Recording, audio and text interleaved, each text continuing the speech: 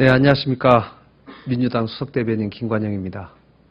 추석 전날까지 서로 여야가 상대방을 뜯는, 비난하는 이런 일이 있어서는 안 되겠다는 생각을 하는데 너무 아쉽습니다.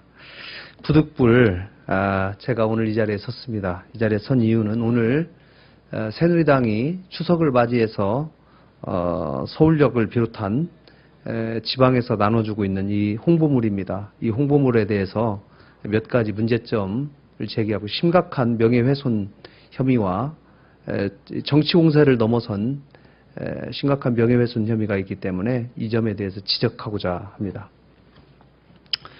오늘 새누리당이 오늘 오전 서울역에서 추석맞이 귀향 인사를 했습니다. 황우여 새누리당 대표와 최경환 원내대표를 비롯한 지도부가 참석해서 누가 대한민국의 적을 국회에 들였습니까? 라고 하는 이 홍보물을 배포했습니다. 이 홍보물에는 2011년 서울시장 선거 당시 박원순 후보의 후보 동영상 한 장면에 나오는 장면을 실으면서 이 사진에는 이정희 대표와 박영선 법사위원장, 박원순 시장 후보, 당시 후보입니다. 손학규 당시 민주통합당 대표가 같이 찍은 사진을 실었습니다. 물론 그 의미는 야권 연대를 통해서 이정희 대표와 문제가 있는 민주당을 공격하기 위한 것이라고 보여집니다.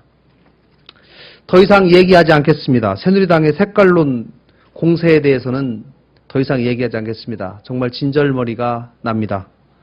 정치적 공세를 넘어서 있는 명백한 출판물에 의한 명예훼손 혐의가 있는 게재 행위라고 생각이 듭니다. 또한 이면을 보면 김한길 대표에 대해서 사진을 실으면서 한길 오빠 노숙하고 사진 찍고 가실게요 라고 하는 맨 위에 제목을 실었을 뿐 아니고 그 밑에 보면 네티즌의 이름을 빗대서 호화로운 이불, 침대, 노트북, 전기불까지 다 있네. 이게 노숙이냐 캠핑이지. 라며 냉담한 반응을 보였다라고 하는 네티즌의 이름에 숨어서 민주당 김한길 대표의 노숙을 비난하고 있습니다. 제1야당의 대표를 이렇게 저열하고 비열한 방법으로 희화화할 수 있는 것인지 정말 묻고 싶습니다. 침실에 와서 이불과 침상을 직접 본 일이 있습니까? 비 오는 날, 비가 새는 천막에서 그 현장을 목격한 일이 있습니까? 하루라도 천막 당사에서 그 소음 속에서 잡은 일이 있습니까? 이게 새누리당이 민주당에게 보내는 추석 선물입니까? 아니면 오늘 한갑을 맞이한 김한길 대표에게 보내는 한갑 선물입니까? 또